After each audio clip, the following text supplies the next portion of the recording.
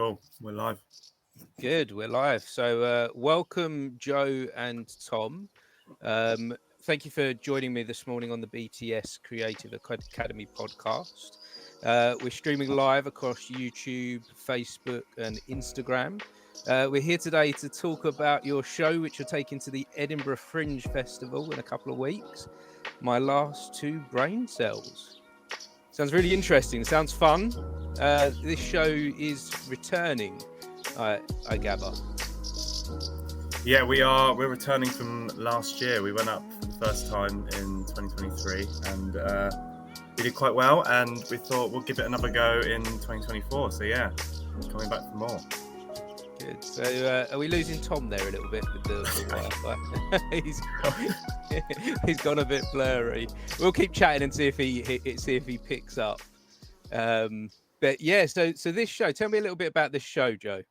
So yeah, it's a wacky, fast-paced, chaotic hour of madness. Really, it's essentially we're the last two brain cells in the head of a guy called Gary Kane, and we find out he is dying, and we have to help the hormones, who are the audience. We have to help them to survive. We go through multiple different things, various things throughout the show to try and help them survive. And will we in the end? We have to come find out. So it sounds to me like this show was quite well received last time. Seventh highest rated comedy at the Fringe. Yes, that's pretty good. It's what is that? What? Please don't tell me that's out of 8.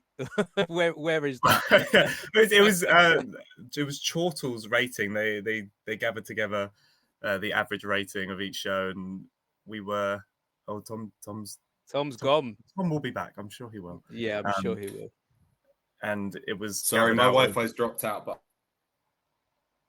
can we hear you, Tom? Your audio's fine though.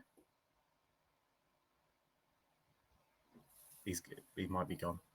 I will crack on, and Tom, just join in as you as it starts to work out for you.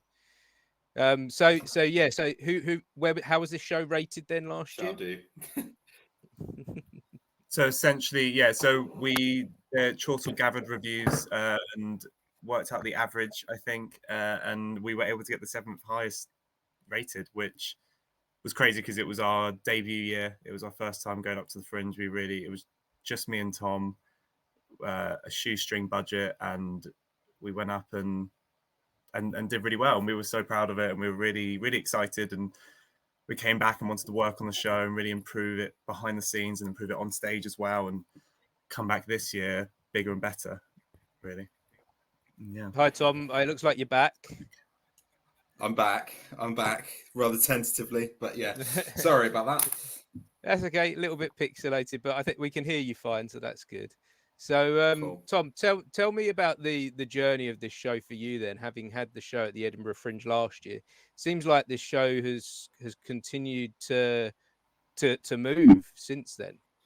Yeah, I mean, I've done Fringe like 3 times before. So I went up in 2013, 14, and 15, but just with like with Newbury Youth Theatre. They're like a little youth theatre in my hometown that take a show up every year, otherwise known as NYT. So they get away with people thinking that they're the National Youth Theatre, which is great.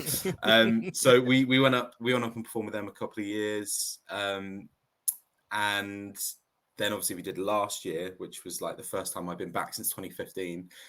But it's the first time that I'd ever like had to produce a show, because when you just go up with a youth group, you sort of see the Fringe, you're like, oh, it's so much fun. Like you just go out and you sort of flyer for a couple of hours. And I guess someone else was like all organising it all for you. So yeah, like we don't care. You were just doing the fun stuff last time, whereas this time you're doing the hard work. Up, you know, and then all of a sudden I think maybe we need a reboot on the Wi-Fi there, Tom. It was good for a while. It was good for a moment there. I thought we've I might see if I can swap rooms. I know. That's okay. No issues. Maybe try repositioning or rebooting, and me and Joe will crack on with the conversation. Shame. So I noticed on your Let me underneath your see names if I there, can you've swap got rooms for you. brain cell number 64928 64,928,460,784, and then Tom is brain cell number 12. Brilliant. Yeah, they're the character names in our show essentially, and yeah, luckily Tom got stuck with a very short number. I am a very, very long number. I'm also known by 12 as Clive, so we don't have to say my name in full, but I'm also nicknamed as Clive, as people who've watched the show will know. And we kind of promote that throughout our social media as Clive is the kind of technically the kind of idiot of the show. He's the smart one, but kind of the straight one, and is meant to be more smart, but is still the idiot. So yeah, they're the names. So where did this show come from? So essentially, Where did we it start? started. So we went to drama school together, me and Tom, and it was called Fourth Monkey. And at the end of their course, they allow you to create like a 10-minute scratch piece because they're really big on creating your own stuff and doing your own theatre. So we came up with the idea of My Last Two Brain Cells and created it as like a little 10-minute piece, not thinking it would go anywhere really. Just we wanted to have some fun, and it kind of went on from there. The first idea, we just kind of thought a duo together. We thought of the meme, My Last Two Brain Cells, that goes around, and we thought kind of a perfect name. Let's try and see what we can do with that. And it's slowly become this thing. Then we went to the Volks Festival, Edinburgh Fringe, Brighton Fringe, all this stuff, and it's kind of gone from there. So has the show? So you both wrote this. You wrote this show together, yes? Yeah.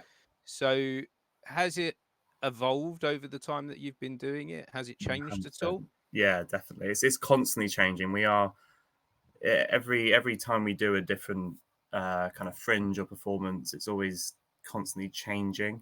From the first time we did the hour Volks Festival in 2023 to now, it's a completely different show. We're always looking at making it better, doing little tweaks.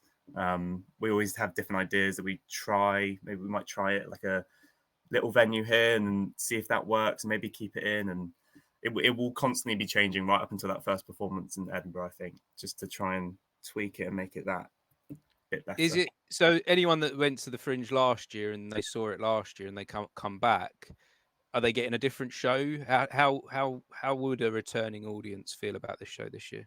They wouldn't get a complete different show. It's still the same trajectory of the storyline, but there will be bits that are slicker. There'll be new bits. There's a new ending, completely different ending. We wanted to make it so that it didn't. I think last year it was still a good show, but maybe it felt a bit. I'm not sure of the word. We wanted to make it just more slicker, and so people will come and be like, "This is a great show," but also something that they've definitely worked on, and it feels much more professional now. So yeah, I think so was it? Did you find last year then there might have been a bit of looseness then with it? Was it a bit? Was you still trying to pull it together and understand what the thing was? I think we'd had it by then, and I think our show works on improv a lot as well, and it kind of feeling a bit loose in a sense. And I think that was able to work last year, and it will be able to work this year as well. I just think that this year it will definitely be much more slicker, be much more professional in terms of in the show, but also around the show as well. We're able to get someone for PR and able to get a technical operator as well to come up with us as well. So in terms of that, it would definitely be a lot better in that sense, I think. So previously, then you didn't have a crew working with you. Is that what you're saying? No, we'd go to different venues and. He's back. Tom is back. Let's just see how we get on. He's back. New route. It's all right, Tom. We've just been sitting here talking about you for the last 5 minutes. Only bad stuff. Yeah, no problem. There's always someone on the Zoom with just like the worst Wi-Fi, isn't there? And we haven't recorded forever. Today is me. I don't know if it's working still. So, I think it's still freezing up. I'm sure we can ask them a question and it will just allow. Let's see what happens if we ask Tom a question here. So Tom, we were talking about the journey of the show that both you and Joe having been to drama school together. You're shaking your head. Can you hear me at all? No, I don't know. It's so close. It's like a comedy in itself, isn't it? So Tom, thank God there's two of us, because otherwise this would be terrible. It's pretty good right now, actually. What a great Sunday lunch! Yeah, I'm sure we got a show in the making here, haven't we? Yeah. So Tom, the journey for you then. How's it been since drama school? Have you seen this show evolving yourself in a way that you'd like to see it evolve? He's not sure. Pondering. Oh, finger that's pondering. I tell you what, Joe, how would you think Tom would respond to that question? Is he happy with the direction the show's been taking? Can you speak now? Go on, have a little word. I don't know. We're just seeing if I'll be in for a second and then I'll disappear. No, go on. Yeah, no, I think we didn't really know. I think if I were to make another show again, it's definitely the thing I would start with. But we didn't know what this show was when we started making it. We sort of knew that we wanted kind of like a party at the end, and that we wanted it to sort of feel a bit like The Office, but we didn't really know what the show was and where it was going, the direction, the feel, a bit loud. So I think if we did it again, we definitely want to start from there. So it's been if you've got all of that. Cut out at the end, but we got most of it. We got most of it. Well done, Tom. So I feel like he should praise. I feel like I should off that answer. He does. I feel like I should praise him just for having a good little bit. Oh, he's gone completely now. The Wi-Fi was just holding on for that answer, and then just for that little bit, and then gone. It was like I'll let him have most of it, and then the ending he can't have that. Oh, Tom, we can hear you with your camera off. To be fair. I wonder that may help. I'm just going to turn it off. I think that's probably better. Yeah, I'll be the face. You be the voice.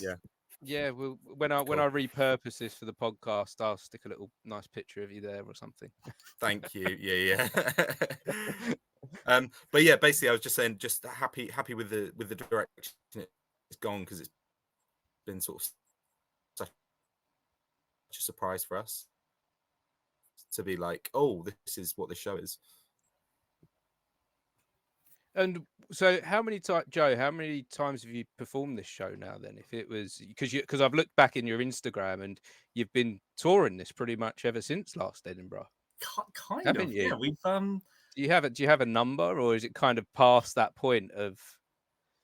It's probably past that point. There's the only time it's been really the same in which we performed it was probably the whole of Edinburgh last year, but we couldn't change much because we were performing for the whole month. But yeah, I mean, this year we must have done it up to maybe 7 or 8 times. We did a couple of Brighton Fringe. We've done Buxton Fringe. We did a performance in Dulwich, a performance in Chelford. We're going up to Manchester just before Edinburgh as well. So we're really just trying to kind of push the audience out and try and get as many people to see it before we head up this year, and try to test the material out, which has been so helpful and amazing. And we've been really grateful to anyone that's been able to come down, whether that's in Buxton, Chelford, Brighton, to be able to see us and kind of test out before we go up to Edinburgh. What kind of feedback have you received? What have people been saying about the show? Well, I think if no one's seen it before, they kind of come up to you and go, I was not expecting that. I mean, Jesus, I was not expecting that. I think it's so fast paced, it's very chaotic that people kind of, by the end, they're just a bit, don't really know what to say. But there's usually parts that will come up and they will say they love this specific part. We have a couple bits in it. There's a sort of French bit or a montage bit that people seem to really like. That won't make sense to anyone that's not seen it, but People say they like that, and I think just the absurdity of it. We've got a lot of audience interaction, but we're never too harsh with it. We're never like abrasive with it, and it's quite a nice amount of audience interaction and keeps people on the edge of their seat because they're always a bit like, don't choose me. But once we do, it's never too hard in a sense. Yeah, people can be wary, can't they, and scared of that, can't they? That they don't want to be drawn in, and they're sitting in the audience. They want to enjoy the show, and they don't want the light necessarily pointed on them. Even some of the extroverts in that moment, including when I go to the show, me and Tom have always said we hate being picked on, but we're the embodiment of we can give it, but we cannot take it. But it's our show's very inclusive with the audience, and I think once you've settled in and realised that me and Tom as our characters, we're with the audience instead of it's us and them. So throughout the show, we're very much. He's gone. No, it looks like he's got a new camera. Oh, hello, Tom. We're trying on here. Is this on your? Are we on your phone? We are. I think it will probably work better. Okay. He's back. Yeah, no, it's working pretty good actually. But I can hand over to Tom about what were we just saying? About audience interaction, right? What audience reactions is to the show usually, and I was just kind of I think it like is there a go on, Martin. Is there any danger, Tom, in the taking the audience feedback and adapting the show too much to what people say? Do the audience always know what the best is for the show? Yeah, I think it's interesting because my partner is teching for us this year. She's seen it more than anyone. It must be in the like sort of 20s, 30s amount of times that she's seen it. So she gives lots of feedback, but it is interesting her feedback compared to people that watched it for the first time, because they can be so different. And I think there's definitely risk in listening too much to feedback, because some people just don't quite get the show or what we're going for. But then sometimes like people have been like, oh, you should do this, and we'll try it out and we'll be like, oh, why haven't we been doing that for 30 shows or whatever?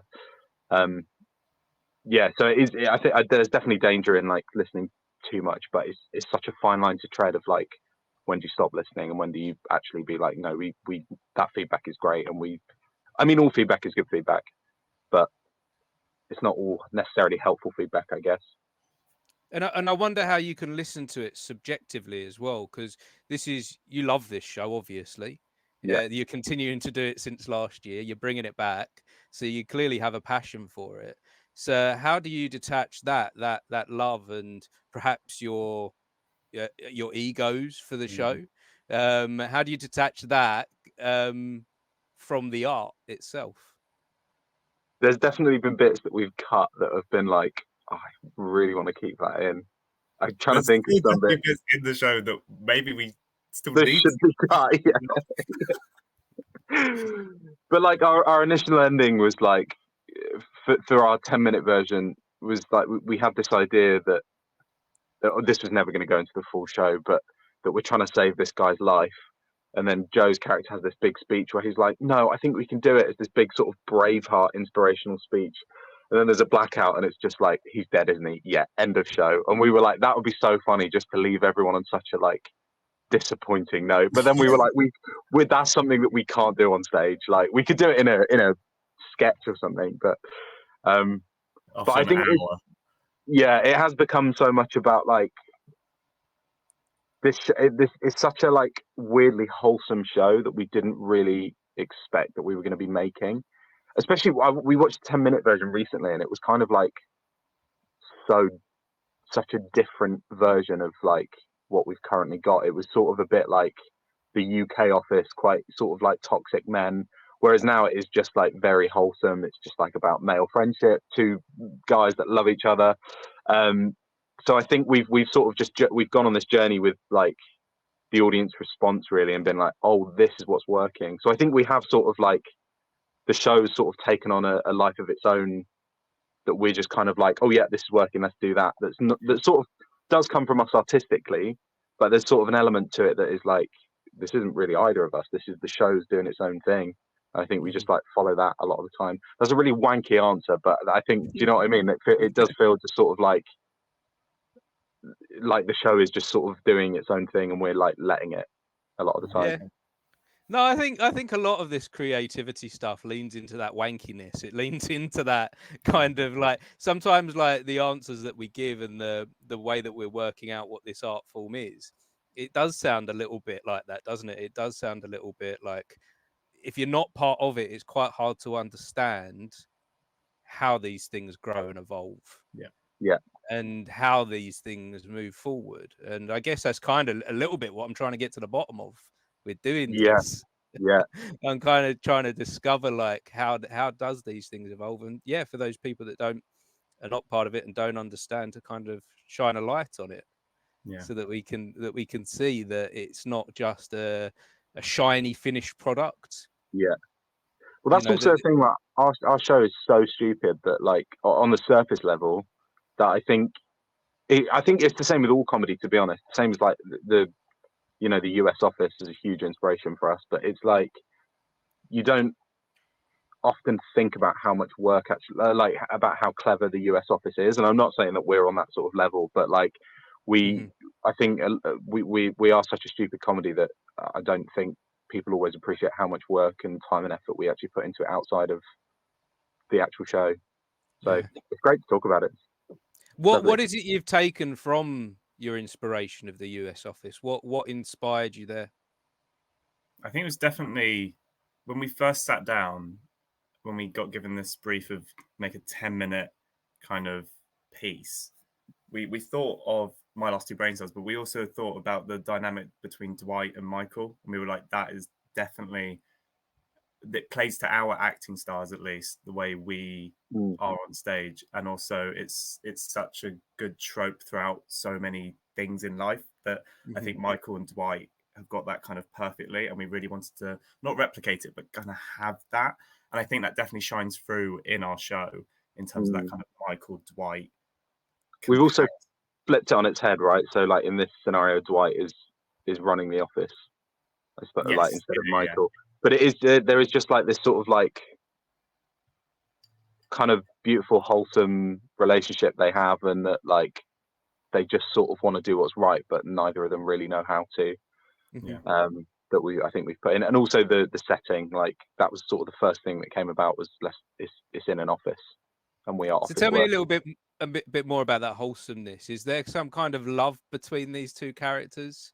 Is there you're smiling there, Tom, like, yes, I love him. Well, it's interesting, right? Because like one of the first things that we actually spoke about, I remember, is like we're two straight white men. We don't have much to say about the lay of the land. So we were like, what do we want to do? And we were like, we want to make a show about nothing really, that you have a good time with, but you don't sit thinking about the message for ages. And it's just fun.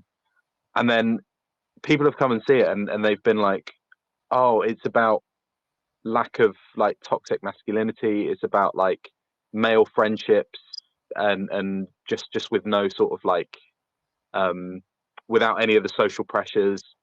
And I think that there's a lot of love between the two characters that we didn't really intend when we made it, that people have taken away from it, which is lovely. I think that's what I sort of mean about the show taking on its own life. It's like that's the product that's come from it.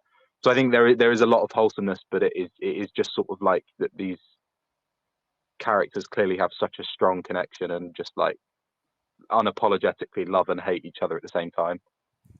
Yeah. And how does that, Joe? How does that reflect your friendship? Because you said that you two have been to drama school together. You're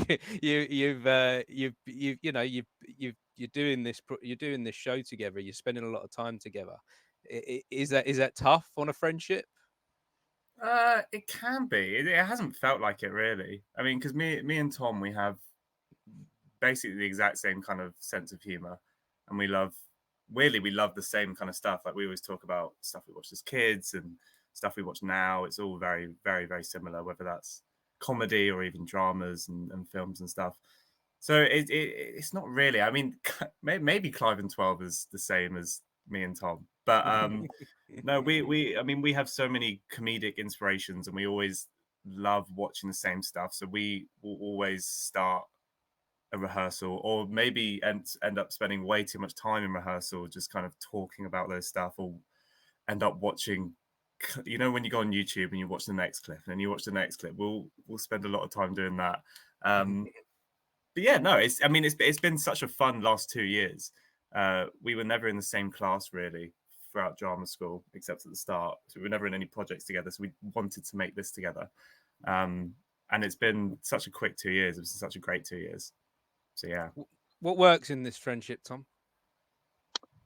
I think we both just sort of like want to make stupid shit, basically.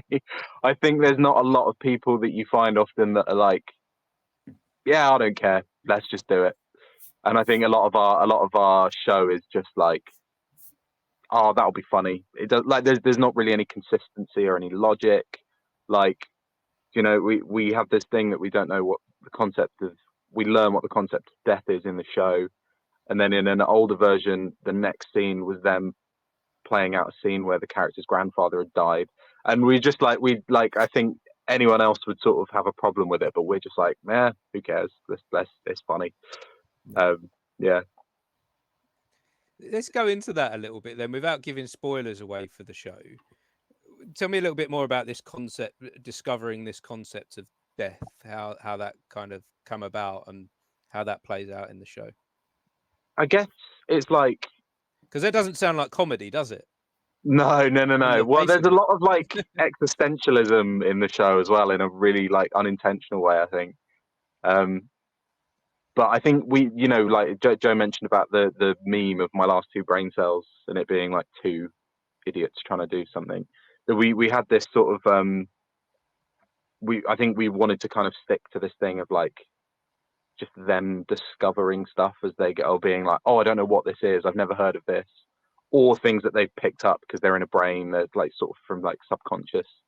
So I think I can't really remember where, I don't know if you do, Joe, where the actual death thing came from, but I do remember it was just like, think it was just we find out what the definition of death is because Tom's character reads it in a manual somewhere. But we never say the word dying. We always thought there's like, oh my god, we're deathing. Gary's about to death. We're gonna death here, and we always thought that was quite funny. So we just kept that throughout. And we're like, how do we keep that in? Oh, if we just find out what dying is, but not really get it. And it's quite hard to explain actually what dying is without someone knowing what the word means. And then it just there are parts in the show that do go quite serious, but will always be kept back up with a bit of a laugh. So that bit is never too downhearted, but it's just a very silly way of getting in the fact that we just wanted to call it death instead of dying. And from that, perhaps something meaningful's appeared, something important for a lot of people, because a lot of people do struggle with that question, don't they? Yeah. I know that I personally have. I used to struggle with it a lot. I went through a period of time in my life where my wife had cancer and she was very ill, and I was just extremely worried. I felt like this thing was hanging over me every single day called death. And I think I found my solace in entertainment. I think I found my answers in TV programs and movies. And so it never have. It sounds to me like you didn't come at it to answer that question for people, but maybe you are trying to give some kind of answer and comfort there. I mean, to be fair, like I won't give away the ending, but we kind of started with the ending as well. We always know what's how it's going to end, and I think there's an element in the show of just sort of like embracing dying, embracing death, because like I said, I won't give away the ending, but for the majority of the show, they think they're gonna die, and whether or not they do save Gary or not. have to come to the show. But I think that there has always been this sort of weird element of like just getting everything, you know, everything out in the open, saying everything, not having any regrets, and just sort of like going into it with like, do you know what? If we're gonna die, let's do it properly. Let's have fun while we do it. And a good little message for life, isn't it? Yeah, I mean, we literally Like have a quote in it now, right? Of like, if we're gonna death, we're gonna. I think your character says it, Joe. If we're gonna death, we're gonna have fun while we do it. So yeah.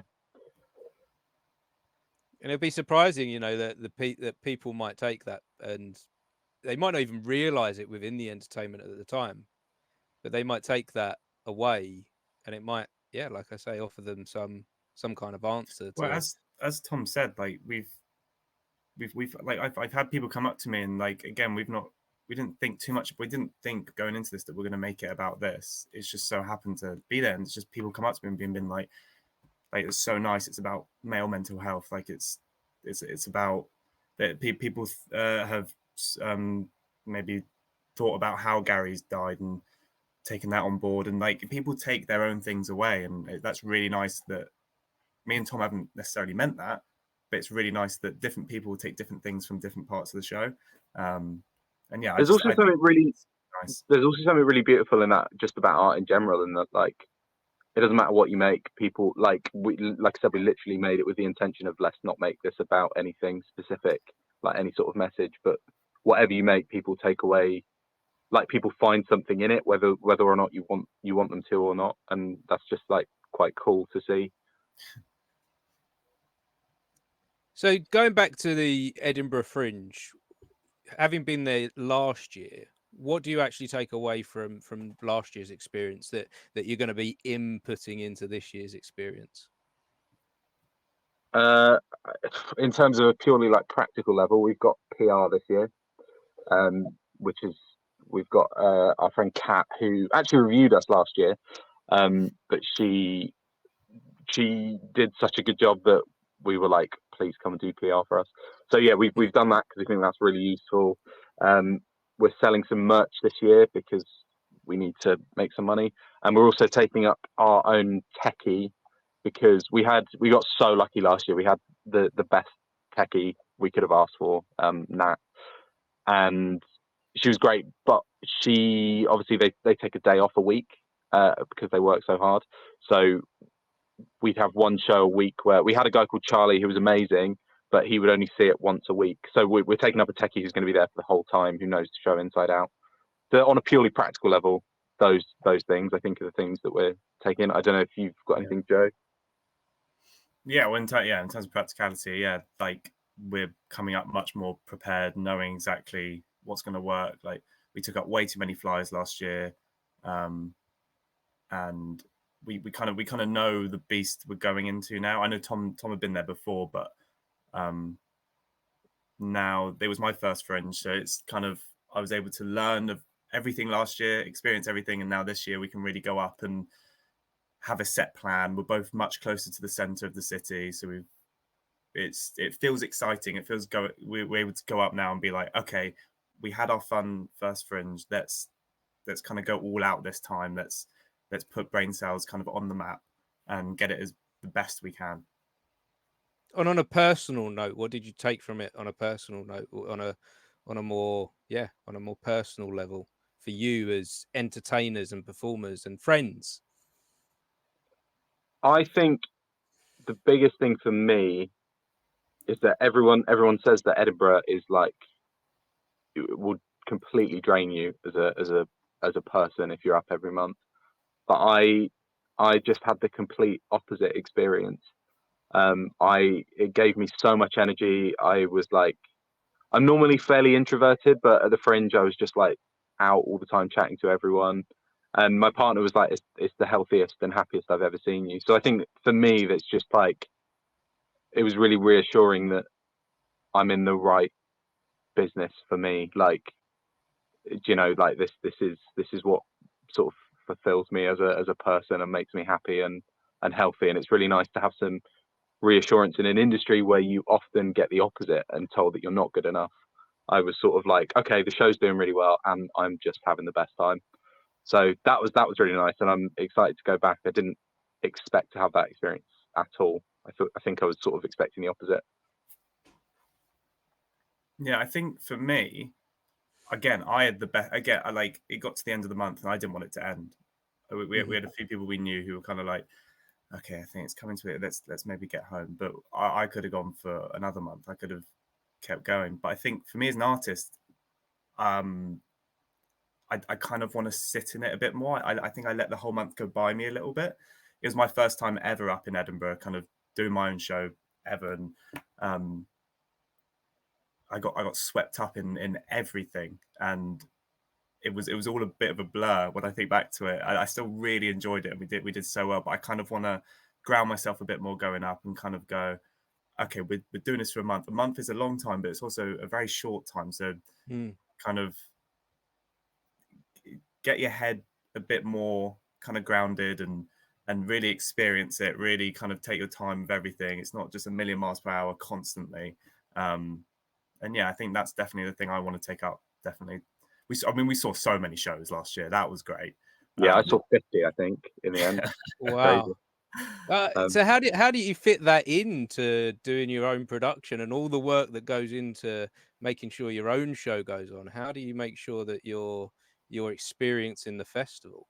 Well, like I said, we're kind of going a million miles an hour a little bit. We had our show at 9:40 in the evening, so it really left us the whole day to see whatever we wanted. We would always message each other being like, really want to see this show, let's go see this show. We had a gilded balloon pass, which meant if a show hadn't sold out, we were able to go in for free as an artist. So we saw a lot of those. We had a lot of people we meet. When you were flyering, the people you'd meet the most are other flyers that you'd swap and be like, oh, we'd give you a free ticket if you give us a free ticket, kind of thing. So you'd do that a lot, and you're able to see so much in a day, really. I think comp swapping was a huge thing, because obviously it's Fringe is way too expensive, but like to be able to connect with other artists and be like, oh, come see our show, we'll come see yours, or we'll give you a shout out or something like that was really nice. Then you get to connect with people on a personal level as well. Like we made some good friends and went to support them like a couple of times. Lots of late nights as well, lots of like interesting stuff. But I also think I went into last year, and I think I'll go into it this year with the same sort of mentality of like, there's so much comedy that I wanted to try and go and support stuff that wasn't comedy, because it feels like comedy dominates the Fringe, which it does. It's the biggest category. So I was like, I want to go see some theatre, some cabaret, some musical stuff. So I think that was really important to me personally, to just like make sure that I was making time to go and see stuff that wasn't what we were doing, which was really fun. Saw some great stuff and saw some great comedy as well. So Joe, you laughed when Tom said you saw some interesting stuff. What was you thinking of? So I think for me, my favorite thing that I saw in terms of it just being fringy, because again, I'd never gone up. I really wanted to experience that kind of fringe stuff. Is we went to at 1 a.m. in a karaoke booth. There were 2 stand-up comedians, and there was maybe 10 seats in there, 10 of us, all squidged up in this karaoke room, looking directly up at these 2 stand-up comedians at 1 a.m. And I was kind of looking around being like, what is going on? Like, it was so great. It was so much fun. And it was just one of those batshit things that I was like, this is Fringe. Like, holy Jesus. But there's so many things that there's everything up at the Fringe. There's what, more than 3,500 shows. Wow. I just saw like an advertisement yesterday for a show called the Jaffa Cake Musical, about whether a Jaffa Cake is a cake or a biscuit. And I thought that's such a good idea. That's batshit. So I definitely want to go see that. And yeah, it's just there's everything and anything at the Fringe, really, and you end up just seeing just anything, and it's always just so great, because you know the amount of work people put up there, and you really appreciate each and everything you see, whether it's not for you personally, like artistically, you always appreciate everything you go and see, because you just know that every single person there has put in at least 1 year's really hard work, which is always really nice to see. So what are your hopes and dreams for this year then? What do you look forward to?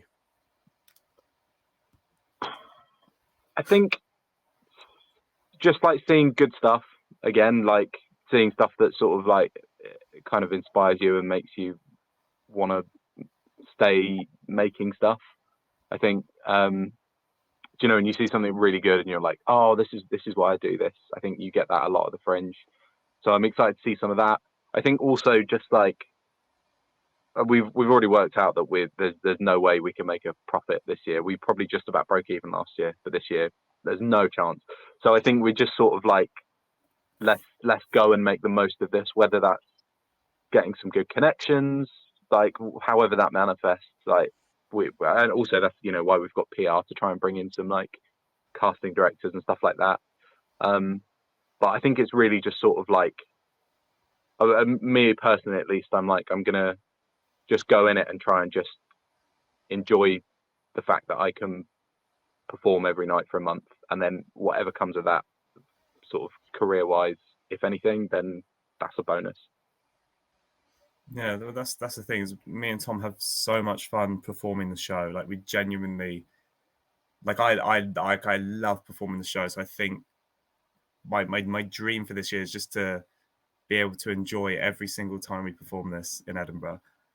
And yeah, I mean, we've got Kat who's doing our PR, and we're gonna try our hardest to get everyone we can in to see the show. And obviously we have dreams of for the right person to see it or this and that. But I think all in all, like, it has to be that we just enjoy the month and we enjoy each time we perform this, because who knows when the iteration of the show might end? Who knows when the last performance might be? Like, we enjoy this so much, and this is what we want to be doing with our lives at this point, that's the kind of, we're kind of not living the dream in that kind of sense, but like, this is kind of what we want to be doing, and we're doing it, which is great. Yeah, sometimes it's just nice to be in the moment and appreciate this. How many people that want to be actors and performers actually get to do the thing? And you'll go through, and we all go as actors and performers. We all go through stages in our lives where we don't ourselves. Yeah. So that's a really important message to enjoy the moment. And, we're very privileged to be where we are. 100%. And it's always good to be looking forward, but yeah, to kind of stay in that moment, definitely. And so with the show, if we do look a little bit ahead with the show, do you hope that it will continue after the Fringe? Do you hope that there will be more? I don't know. It's interesting because we've been sort of saying like, when is it time to put it to bed before it's sort of a bit embarrassing that they're still doing this,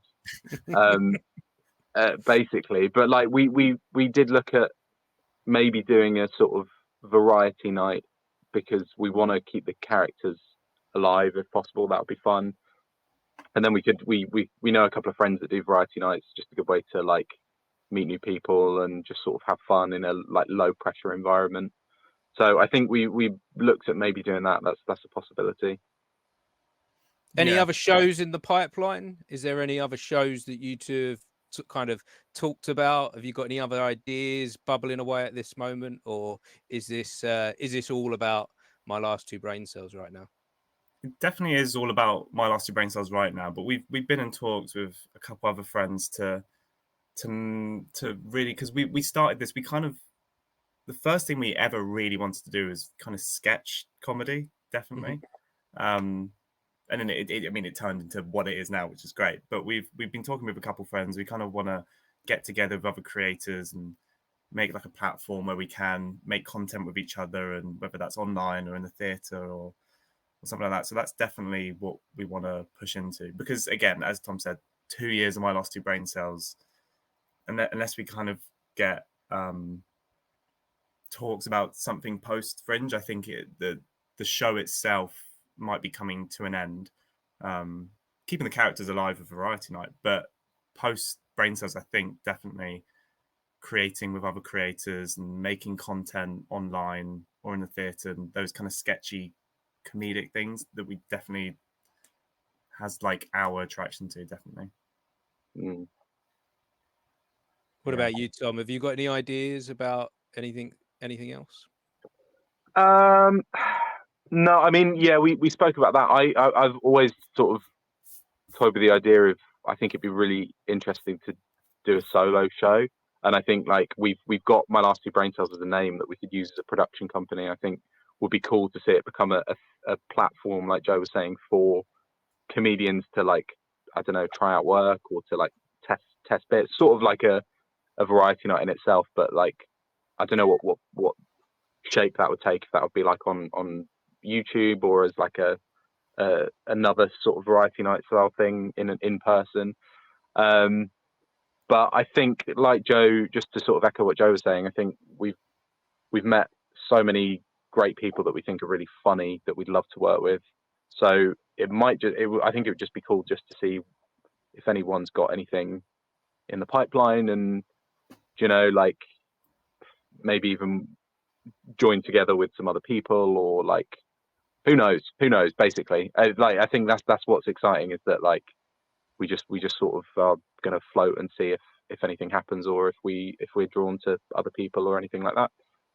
Yeah, I love your ethos and your way of thinking about this kind of going with the moment and going with the flow, and not putting too much pressure on yourselves about what the future looks like, and just enjoying this.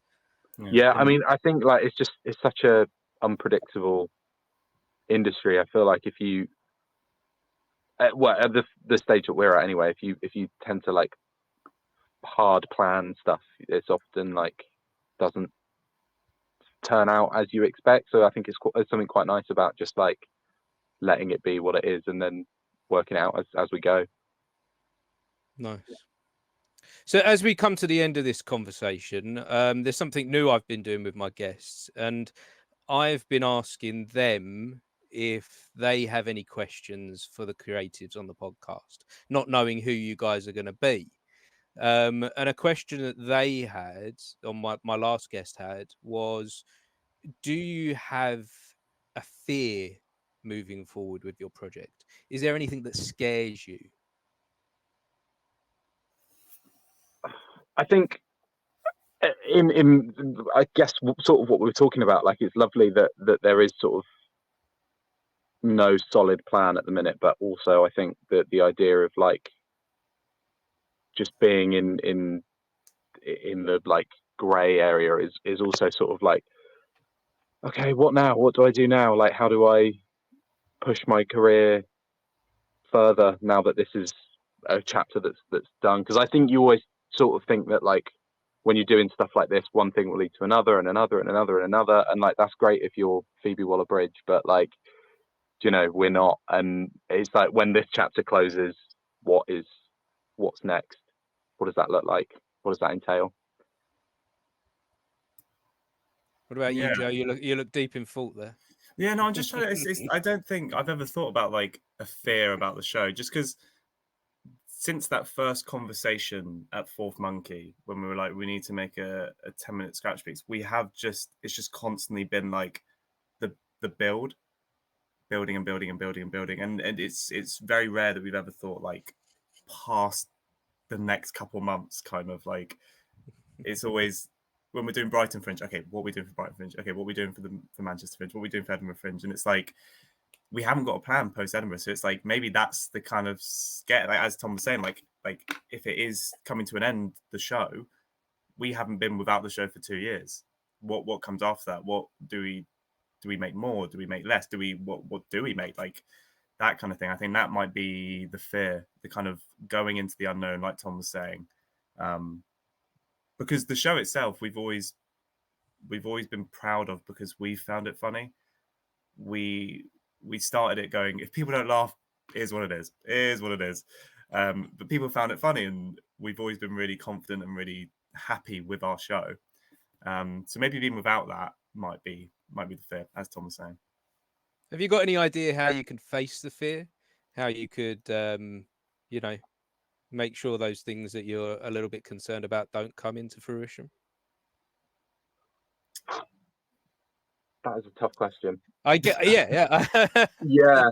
Well, I think it's tough because it's like, I do sort of think that's what this industry is until you've made it to a comfortable position where you are just sort of working regularly, which is not a lot of actors, or at least like, you know, it's a difficult place to get to. So I think there is sort of an element of like, I guess for me, being like, okay, everyone's in the same boat, and just sort of having to remind yourself that you're good enough to be doing what you're doing. And I think like making theatre is something I never thought that I would do. I never thought that I would be like, I'm going to take my own show to the Fringe. And the fact that we have done it and are doing it 2 years in a row now is like, oh, cool. I am capable of like making stuff and like making my own work. And I think that's something that like for me will always be like, this is a skill that I have now. Like I can, if I'm out of work, I can be like, okay, I'll do my day job and I'll put time into making something for myself. So there's something in that, recognizing the achievements, isn't there? Taking a moment to go, look, this is what I have done and this is what I can do. And you kind of touched on it earlier on about that thing of, you know, we shouldn't look too far into the future because of the, you know, it doesn't always work out the way that we imagined it to. Yeah, for sure. I think it's always good to plan. And if I was someone, I think, if I was someone else, I think it's definitely good to plan long term. But you can never know what's coming. We've had so many things that have come up, maybe no, and it's like you can never attach your heart to those things. Like if someone messages you with this thing that maybe might be down the line, like you like pursue it, push it, try your hardest to like go for it, but you just never know. You never know, really. So have you guys got any questions for my next guest? Not knowing who this creative will be, it might be someone attached to the Fringe, or it might be someone else in a different industry. But as a creative, is there anything that you're wondering about?